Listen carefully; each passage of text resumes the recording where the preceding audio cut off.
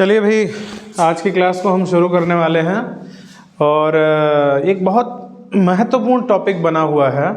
और वो महत्वपूर्ण टॉपिक ये है कि हर एक रिएक्शंस को हम देखते हैं। रिएक्शंस के दौरान जिन जिन रिएक्शन में ख़ास तौर पर कार्बोकैटायन बन रहा होता है, फॉर एग्जांपल बोलें तो चाहे हम मार्कोनिकॉफ एडिशन इन एल्कीन की बात करें, चाहे हम बात करते हैं SN1 रिएक्शन की, है ना, चाहे हम किसी भी फ्रीडल क्राफ्ट रिएक्शन की बात करें, हर एक रिएक्शन में जहाँ जहाँ कार्बोकैटायन बनता है वहाँ एक कार्बोकैटायन का बहुत स्पेशल फीचर हमें देखने को मिलता है जिसका नाम है रीअरेंजमेंट्स इन कार्बोकैटायन। ठीक है, अब मैं बात करने वाला हूँ इसकी इस वजह से क्योंकि NCERT में इसके बारे में कोई कहीं पर चर्चा बहुत ज़्यादा नहीं है। Alcohol, phenol and ether chapter में एक जगह पर एक्सरसाइज में इसका जिक्र किया गया है। ठीक है, तो हम लोग आज सोच रहे थे कि इस टॉपिक को थोड़ा सा सीख लें। इतना तो कम से कम जानकारी हमारे पास होनी चाहिए जिससे कि हम किसी भी तरह के आने वाले क्वेश्चन को गलत ना कर सकें। ठीक है, बहुत बेसिक्स इन्फॉर्मेशन हैं जो क्लास 12th के बच्चों के लिए इम्पॉर्टेंट हैं। CBSE एग्जामिनेशंस में बहुत कम पूछा जाने वाला सवाल है, पर NTA का बहुत फेवरेट टॉपिक है ये। क्या जब आप JEE का एग्ज़ाम देते हैं, नीट का एग्ज़ाम देते हैं, चाहे आप एग्ज़ाम देते हैं किसका, CUET का, हर एक जगह रीअरेंजमेंट टॉपिक ही उनके लिए सबसे फेवरेट टॉपिक होता है। और वो जब भी इस पार्ट में आते हैं तो यहाँ से एक नए क्वेश्चन को देकर के आपको फंसाने का प्रयास करते हैं। आइए जरा समझते हैं क्या है रीअरेंजमेंट इन कार्बोकैटायन। सीधे सीधे तौर पे बात करें सर तो ये किसी भी कार्बोकैटायन में स्टेबिलिटी लाने का तरीका है। क्या है ये? किसी भी कार्बोकैटायन में स्टेबिलिटी लाने का ये क्या है, तरीका है। ठीक है, और ये स्टेबिलिटी लाने का जो तरीका है वो कुछ ऐसे होता है सर कि किसी भी कार्बोकैटायन से जो कि लेस स्टेबल हो, जो कि कैसा हो, लेस स्टेबल हो, हमें उस कार्बोकैटायन को कन्वर्ट करके एक ऐसा कार्बोकैटायन बनाना है जो कि मोर स्टेबल कार्बोकैटायन हो। ठीक है कि नहीं? तो आइए जरा समझते हैं इस महत्वपूर्ण टॉपिक को और जानते हैं कि रीअरेंजमेंट कितने तरह से हो सकता है। ठीक है, पहली मैं बात करता हूं मेरे भाई जिसका नाम है 1,2,1,2 हाइड्राइड शिफ्ट। पहले का क्या नाम है? 1,2 हाइड्राइड शिफ्ट। ठीक है,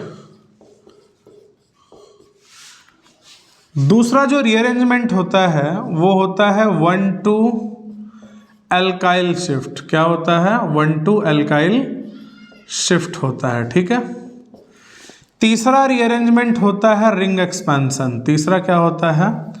रिंग एक्सपेंशन होता है। तीसरे रीअरेंजमेंट में होता है रिंग एक्सपेंशन।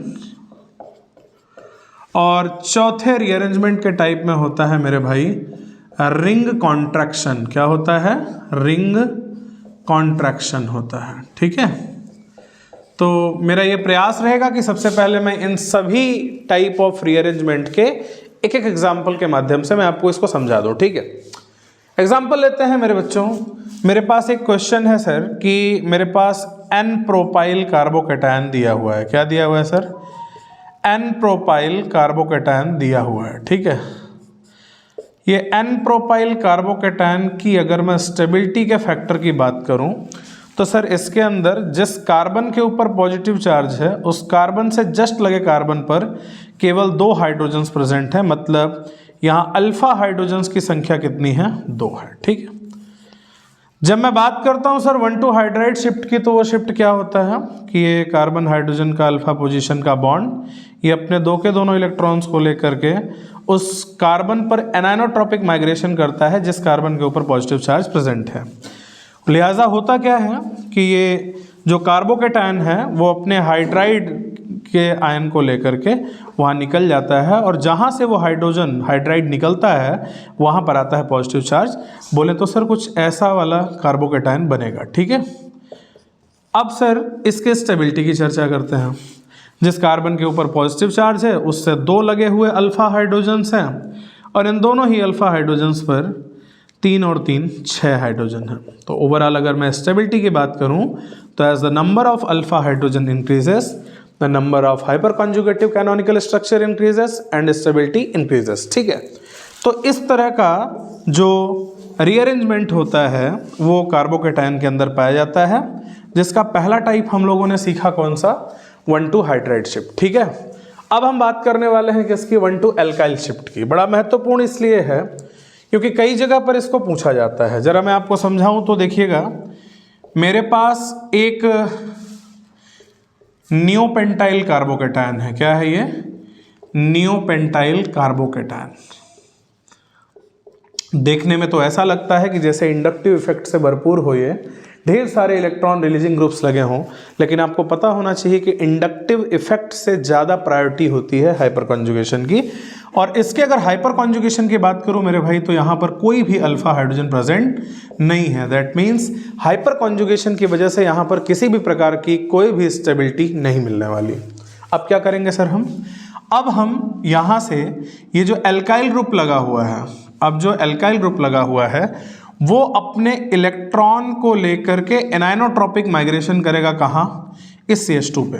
बोले तो ये CH3 group, alkyl group, methyl group अपने दोनों ही इलेक्ट्रॉन को जो कार्बन कार्बन बॉन्ड से लेकर के बना हुआ है उनको लेकर के निकलेगा और उस कार्बन पर जाकर के लिंक करेगा जहाँ पर पॉजिटिव चार्ज प्रेजेंट है, और यहाँ पर आ जाएगा पॉजिटिव चार्ज। देखिए जरा कैसा बनेगा ये, CH2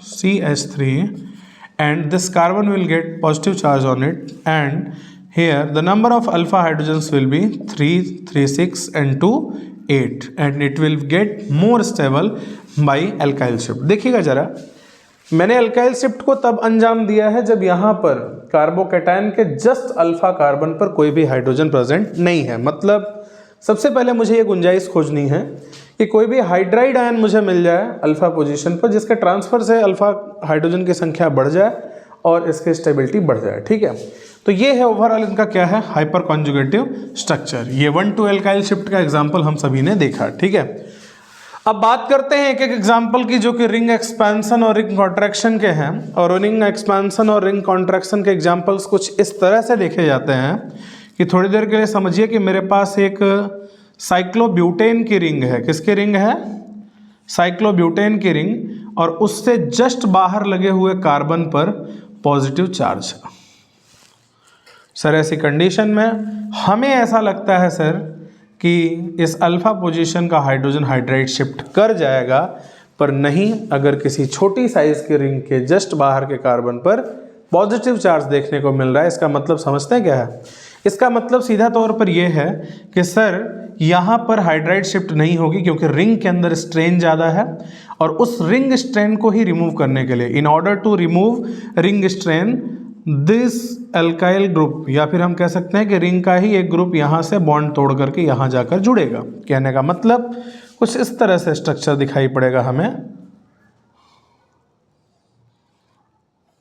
और एक 5 मेंबर्ड रिंग फॉर्म होती हुई दिखेगी। ये ग्रुप यहाँ से जा करके और जुड़ेगा इधर CH2 पर। ये जो इलेक्ट्रॉन पेयर्स हैं इसको डोनेट किए जाएंगे, पर चूंकि यहाँ से एक बॉन्ड टूटा इस वजह से यहाँ पर पॉजिटिव चार्ज आएगा, और जिस स्ट्रक्चर को हम लोग रीअरेंज करके कुछ ऐसे साइक्लोपेंटाइल कार्बोकेटायन की तरह बना सकते हैं। पहले केस को देखिए, एक 4 मेंबर्ड रिंग थी, अल्फा हाइड्रोजन भी 1 था, पर अब देखिए एक 5 मेंबर्ड रिंग है, रिंग स्ट्रेन रिलीज हो चुका है, और यहाँ पर नंबर ऑफ अल्फा हाइड्रोजन्स 4 हैं जो कि मोर स्टेबल है। तो रिंग कॉन्ट्रैक्शन ऑलवेज कहाँ होगा, रिंग कॉन्ट्रैक्शन ऑलवेज किसी 4 मेंबर्ड रिंग को 5 मेंबर्ड रिंग में कन्वर्ट करेगा, किसी 5 मेंबर्ड रिंग को 6 मेंबर्ड रिंग में कन्वर्ट करेगा, और किसी 6 मेंबर्ड रिंग को स्पेशल कंडीशंस में 7 में करेगा। ये बहुत स्पेशल कंडीशंस में होता है जब कभी सब्स्टिट्यूटेड कार्बोकेटायन बनता है। पर आप लोगों ने एक चीज़ महसूस किया होगा, मैंने यहाँ 3 मेंबर्ड रिंग को 4 मेंबर्ड में कन्वर्ट होते हुए नहीं दिखाया है, बिकॉज 3 मेंबर्ड रिंग जो होती है वो मिसलेनियस कार्बोकेटायन बनाता है। क्या बनाता है, और वो अपने आप में ही मोर स्टेबल है, वो अपने आप में ही कैसा है, मोर स्टेबल है। ठीक है, तो ये हो गया एग्जाम्पल किसका, रिंग, ये एग्जाम्पल है रिंग एक्सपेंशन का। ठीक है, अब लास्ट हम बात करते हैं रिंग कॉन्ट्रैक्शन के। रिंग कॉन्ट्रैक्शन को कुछ इधर मैं बात करता हूं, जरा देखिएगा। मेरे पास कोई एक 4 मेंबर्ड रिंग है, जिस 4 मेंबर्ड रिंग के ऊपर पॉजिटिव चार्ज प्रेजेंट है। ऐसी रिंग बहुत ही ज़्यादा स्ट्रेन से भरी हुई है और इस कंडीशन में यहाँ से एक बॉन्ड छोड़ करके दूसरे बॉन्ड के इलेक्ट्रॉन्स जो हैं वो अपने इलेक्ट्रॉन्स को लेकर के यहाँ टैग करते हैं और कुछ इस तरीके का सेटअप बनता है। और इस तरीके के सेटअप को हम लोग जानते हो क्या कहते हैं? मिसलेनियस कार्बोकैटायन कहते हैं। क्या कहते हैं? मिसलेनियस कार्बोकैटायन कहते हैं। ये मोर स्टेबल होता है, इस वजह से यहाँ पर रिंग कॉन्ट्रैक्शन होता है। रिंग कॉन्ट्रैक्शन में एक बड़ी रिंग किसी छोटी रिंग में कन्वर्ट होती है और एक कार्बन जो है वो कार्बन क्या करता है, साइड में एक सब्स्टिट्यूएंट की तरह लग जाता है। दूसरा मैं बात करूँ, कोई बड़ी रिंग है जैसे 7 मेंबर्ड रिंग है, वो 6 मेंबर्ड रिंग में कन्वर्ट होना चाहती है, ठीक है। स्पेशल कंडीशंस में कोई 6 मेंबर्ड रिंग 5 में भी कन्वर्ट होती है, बट वो केवल स्पेशल कंडीशंस में होता है, ठीक है।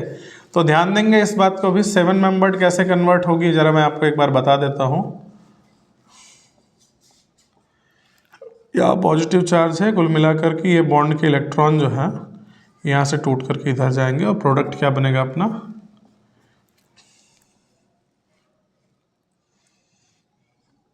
ठीक है। ऐसे स्टेप में एक बार अरेंजमेंट और भी होता है जो कि हाइड्राइड शिफ्ट का होता है, ठीक है। पर ये वाला जो स्टेप है ये क्या कहलाता है? रिंग कॉन्ट्रैक्शन कहलाता है, ठीक है। तो ये वो सारे फैक्टर्स हैं जो हर हमेशा स्टेबिलिटी को क्या करते हैं, इंक्रीज करते हैं, ठीक। तो इस तरह से अब हम लोग इन सभी टाइप ऑफ रीअरेंजमेंट्स के हम लोग ढेर सारे एग्जाम्पल्स देखेंगे। पहले तो हमें ये देखना होगा कि हम किस प्रकार से कार्बोकैटायन बना सकते हैं, कहाँ कहाँ रिएक्शंस में कार्बोकैटायन बनता है। डिहाइड्रेशन ऑफ अल्कोहल्स में बनता है, SN1 रिएक्शन की मैकेनिज्म में बनता है, ये और कहाँ कहाँ बनता है। अगर आप देखिए तो ये फ्रीडल क्राफ्ट एल्काइलेशन के एल्काइल कार्बोकैटायन बनाते समय यूज़ होता है। ये मार्कोनिकॉफ एडिशन के पहले ही स्टेप इलेक्ट्रोफिलिक एडिशन में ये होता हुआ दिखाई पड़ता है। और ऐसी कई सारी रिएक्शंस में हमें देखने को मिलेगा और हर एक रिएक्शंस पर ये क्या पर्टिकुलर स्पेसिफाइड चेंजेस देगा ये देखने की हमें आवश्यकता है। इस प्रकार से हम बोलें अगर तो बड़ा ही इम्पॉर्टेंट टॉपिक है और इसके बारे में डिटेल में, बहुत ही ज़्यादा डिटेल में, लगभग 2 से 3 घंटे का लेक्चर होगा मैं लेकर के आऊँगा, जिसमें हम लोग लगभग 50 से 60 क्वेश्चंस करेंगे और इसको काफ़ी अच्छे तरीके से समझने का प्रयास करेंगे। आज के लिए इतना ही, बहुत बहुत धन्यवाद। मिलते हैं किसी अगले लेक्चर में।